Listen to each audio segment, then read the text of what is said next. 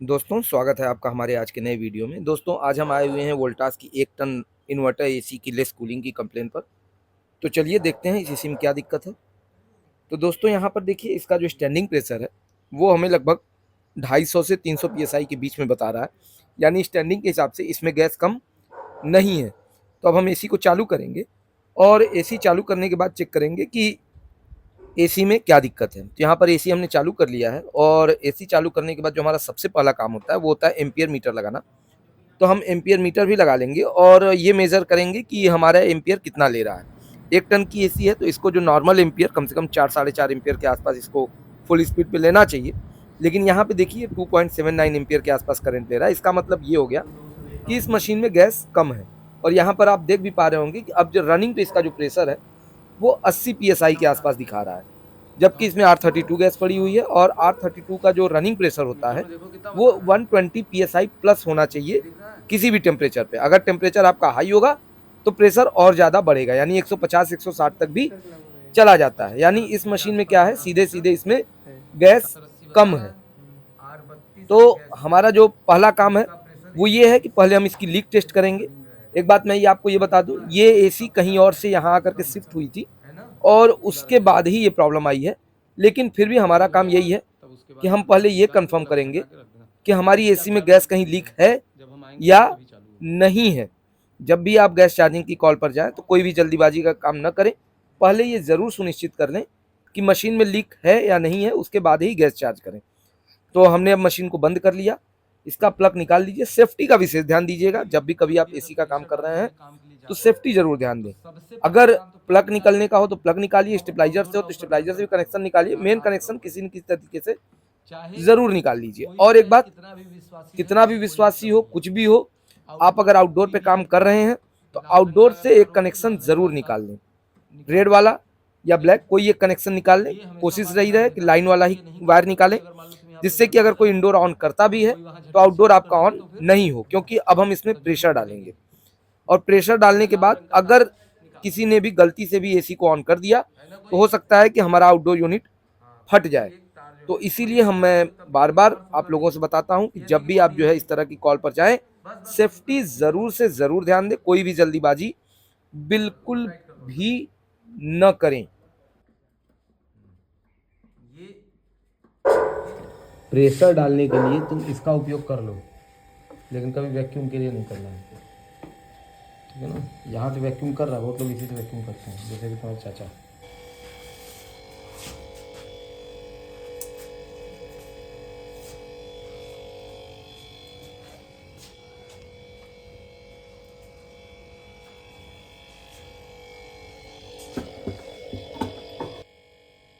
तो दोस्तों यहाँ पर हम लगभग 350 पीएसआई प्रेशर इसमें डालेंगे और डालने के बाद इंडोर और आउटडोर दोनों यूनिटों को अलग कर लेंगे, जिससे कि हमें लीक ढूंढने में आसानी हो जाए।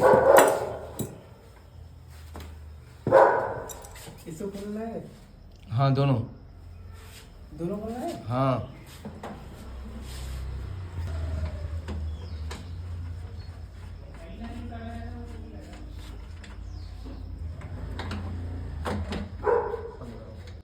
इधर नीचे, हाँ। तो फ्रेंड्स यहाँ पर हमने इसमें प्रेशर डाल लिया है और प्रेशर डालने के बाद अब देखिए जो हमारे सहयोगी हैं वो एलेंकी के माध्यम से वाल्व को बंद कर रहे हैं। इसको बंद करने से ये फायदा होगा कि हमारा इंडोर यूनिट अलग हो जाएगा और आउटडोर यूनिट अलग हो जाएगा। और हमारे जो अभी गेज में जो प्रेशर बताएगा वो हमारा इंडोर यूनिट का बताएगा। इंडोर यूनिट और पाइप का आउटडोर का जो प्रेशर होगा वो हमारा अंदर ही रह जाएगा। और हम लगभग 24 घंटे बाद आकर के ये मेजर करेंगे कि हमारा लीकेज कहीं है या नहीं है। इस तरह जब मैं जहां जहां भी लीकेज टेस्ट करता हूं तो ज़्यादा से ज़्यादा चांसेस यही होते हैं कि लीकेज मुझे मिल जाते हैं। और अगर लीकेज नहीं होता तो गैस भी डाल देता हूं, तो वो कॉल रिपीट हमारी नहीं आती है।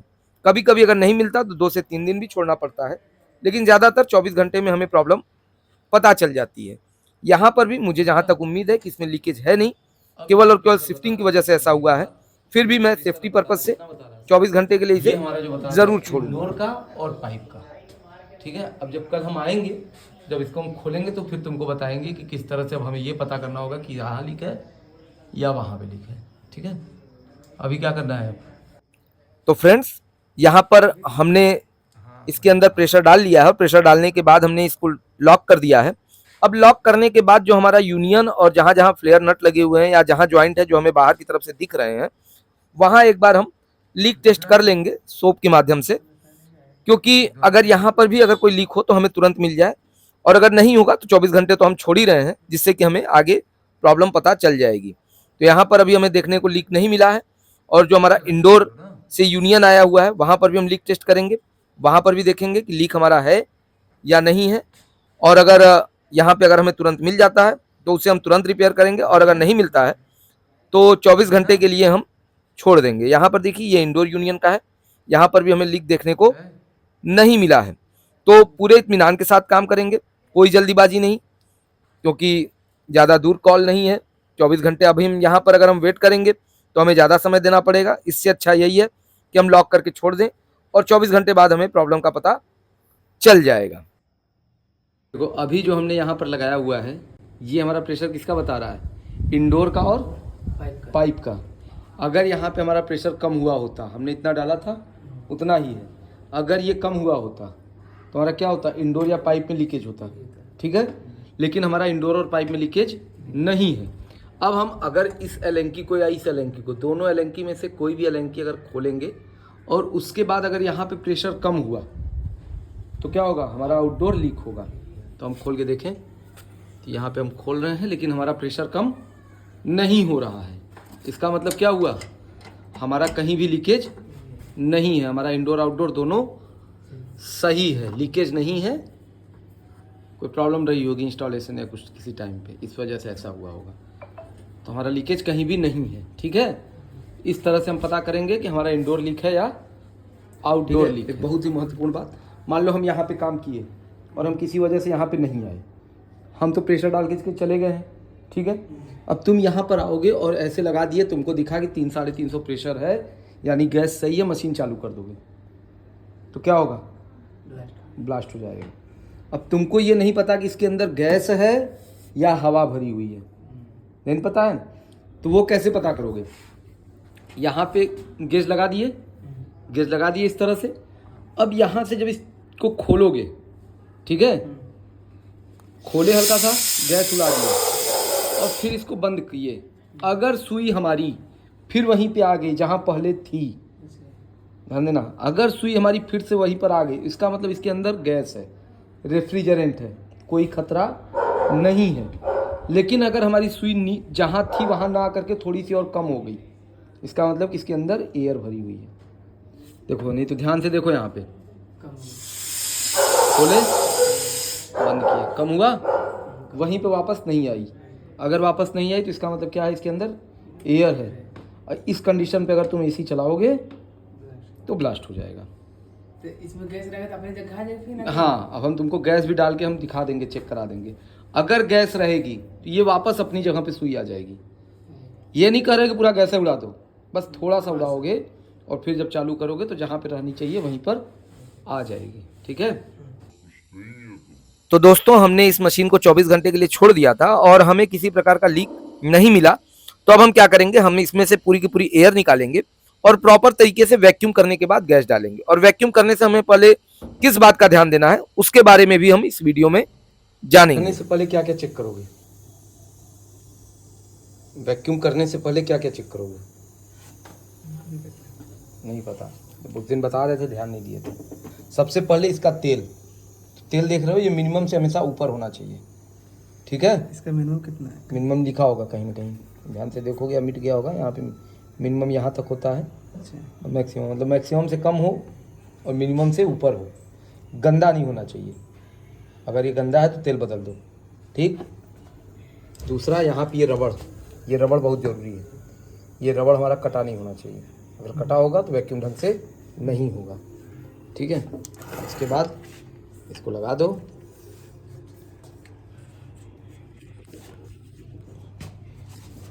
फिर इसको चालू कर दो। कितनी देर करना है, लगभग 25 से 30 मिनट तक वैक्यूम करना है। ये नहीं कि यहाँ पे सुई माइनस पे आ गई, ये माइनस आ गई तो हम वैक्यूम कंप्लीट, ऐसा कुछ नहीं है, ठीक है। दोस्तों यहाँ पर हमने वैक्यूम चालू कर दिया है और आप अभी टाइम देख लीजिए, 1:13 हो रहा है और इसको हम लगभग 20 से 25 मिनट वैक्यूम करेंगे ही करेंगे। और आप लोगों से भी यही कहना है कि जब भी गैस चार्जिंग करें तो कम से कम 20 से 25 मिनट प्रॉपर तरीके से वैक्यूम ज़रूर करें और वैक्यूम पंप से वैक्यूम करें, न कि किसी भी कंप्रेसर से।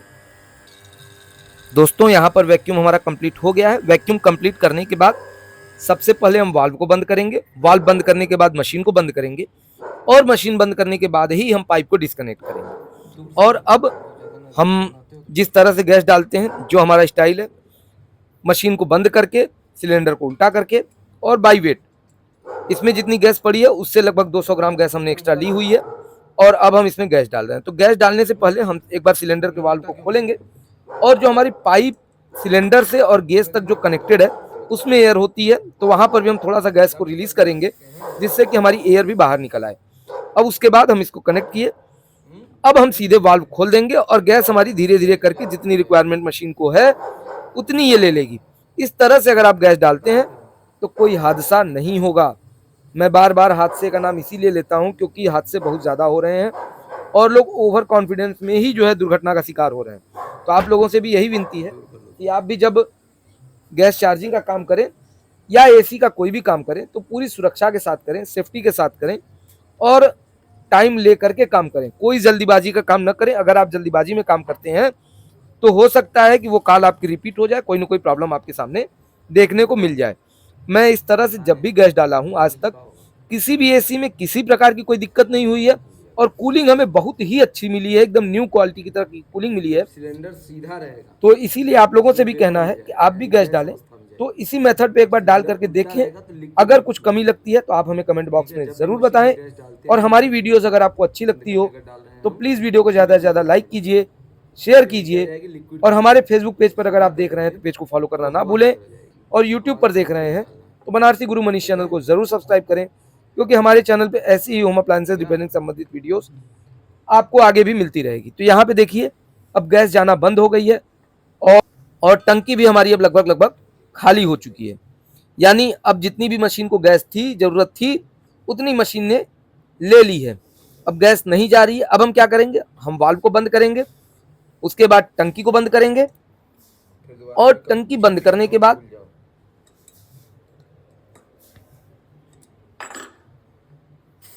पाइप को हमने डिस्कनेक्ट किया जिससे कि जो पाइप में थोड़ी बहुत रेफ्रिजरेंट होगी वो बाहर निकल जाए।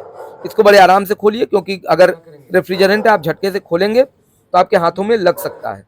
अब देखिए हम 10 मिनट उसको छोड़ दिए और इसका जो स्टैंडिंग प्रेशर है वो हम आपको दिखा दें तो 260-270 PSI के आसपास स्टैंडिंग प्रेशर दिखा रहा है। और 10 मिनट बाद, गैस चार्ज करने के 10 मिनट बाद आप एसी को ऑन करें और उसके बाद सारी चीज़ों को मेजर करें, लेकिन एसी ऑन हो उससे पहले आप एक सुरक्षित दूरी पर ज़रूर चले जाएं। अब हम यहाँ पर एम्पियर मीटर हमने लगाया हुआ है और एम्पियर अब हम मेजर कर रहे हैं। देखिए अभी ये 2.6 एम्पियर के आसपास बता रहा है। धीरे धीरे करके ये एम्पियर अभी बढ़ेगा। जैसा कि हमने आपको शुरू में ही बताया, ये इन्वर्टर एसी है तो इन्वर्टर एसी एक बार एक स्टार्ट नहीं होता, धीरे धीरे करके उसकी स्पीड को बढ़ाता है। तो यहाँ पे देखिए लगभग 6 एम्पियर के आसपास ये करंट चला गया। जैसा कि हमने आपको बताया था कि लगभग इसको जो है 4 से 5 एम्पियर 6 एम्पियर के आसपास करंट लेना चाहिए। और यहाँ पर इसकी जो रिटर्निंग लाइन है यानी मोटी वाली पाइप वो भी हमारी ठंडी होना शुरू हो गई है और हमारा जो रनिंग प्रेशर है वो भी आप देख लीजिए 120 से 130 PSI के बीच में ये पड़ा हुआ है।